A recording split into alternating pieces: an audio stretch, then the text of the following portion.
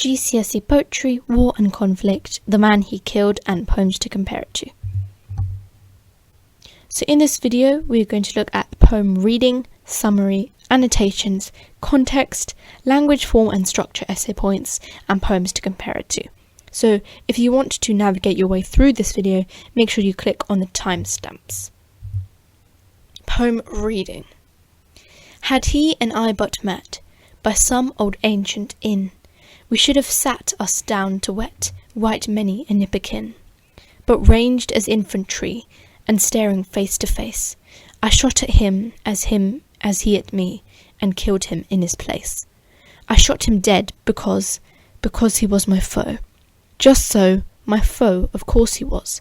That's clear enough, although he thought he'd list perhaps, off-hand like, just as I was out of work, had sold his trap, no other reason why. Yes, quaint and curious war is, you shoot a fellow down, you treat if met where any bar is, or help to half a crown. So, the brief summary of this poem, if you didn't understand, is that it centres around the speaker's experience of having to kill a man whilst in combat during the Boer War. The speaker considers how under different circumstances, the man he is faced with killing could be a friend. He cannot fully justify his actions, and the poem discusses his struggle with trying to rationally explain his actions other than it just being what happens during conflict. So here are the annotations of the poem. By some old ancient inn.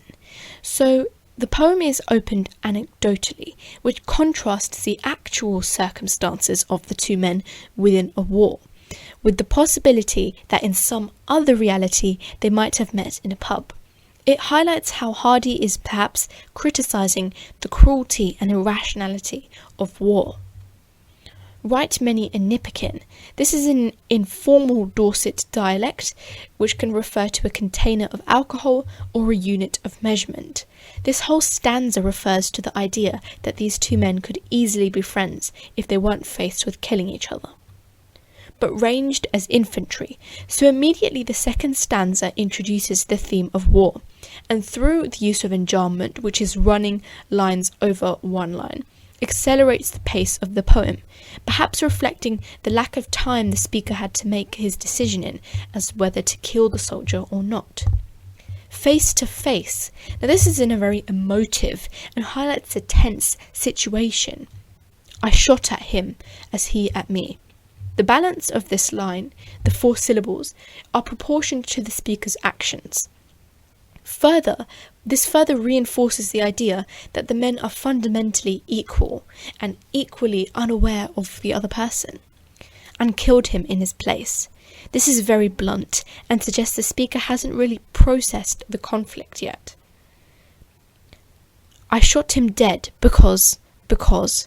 This stumbling shown by the repetition, which is more noticeable in poetry, and his hesitation suggests his inability to find a sufficient justification for this.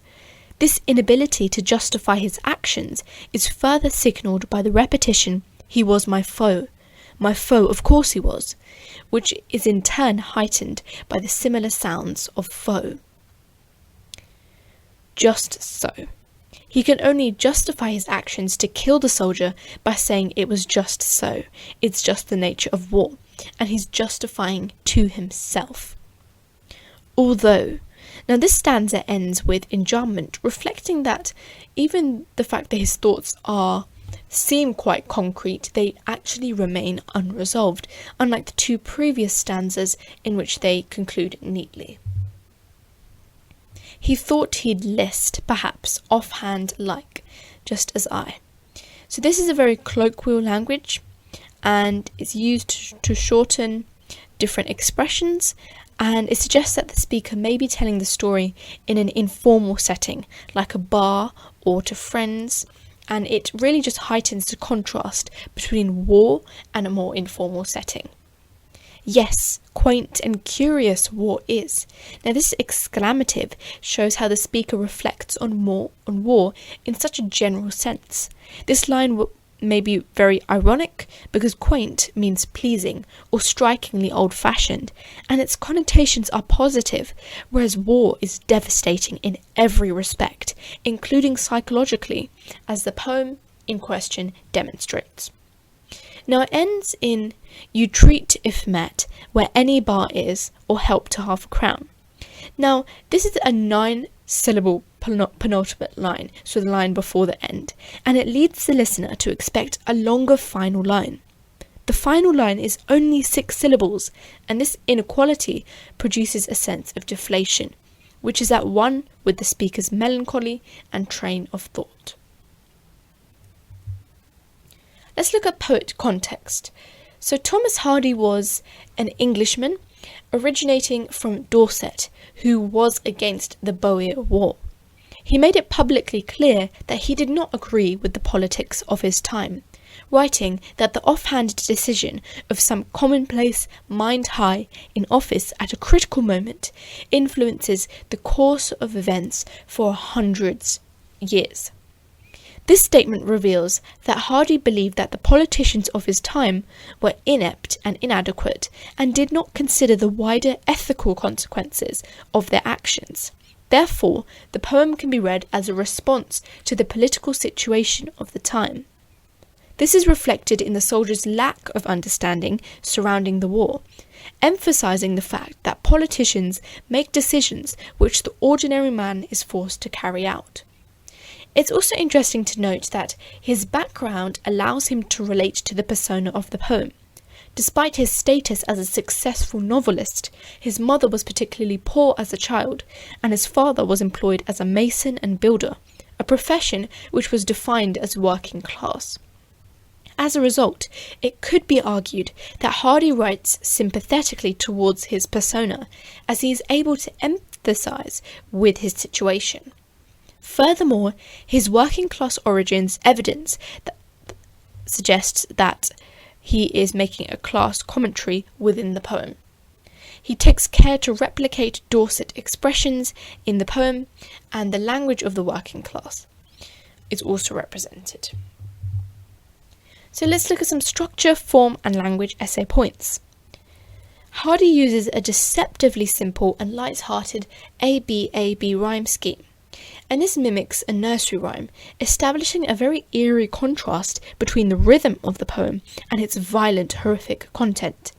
It could be argued that this reflects the very nature of conflict, as politicians often make war appear patriotic and honourable, when in reality it is destructive and devastating. Furthermore, Hardy may have drawn parallels between a nursery rhyme and the poem in order to illustrate the idea that those in power make. It's also a cyclical structure. The poem both begins and concludes with reference to a pub, creating a cyclical structure.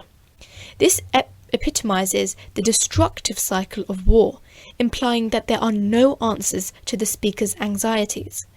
Instead, Hardy illustrates that war and conflict will continually pose the same moral questions.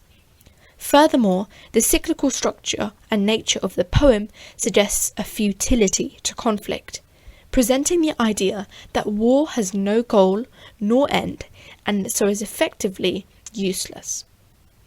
Enjambment increases the poem's pace, and we discussed this earlier when looking at the poem annotations.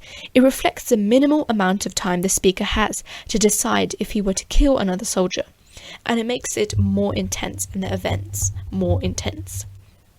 The semantic field of war and conflict is probably the most obvious. Hardy utilises language which refers to war, infantry, shot, killed, foe, with many of these terms repeated throughout the poem to solidify this theme. Repeating these words may reflect how the memories of war are repeating and ongoing. Thank you for watching. If you found this video helpful, be sure to subscribe, and for more advice, follow me on Instagram at NoWaffleGCSE. Thank you for watching and see you soon.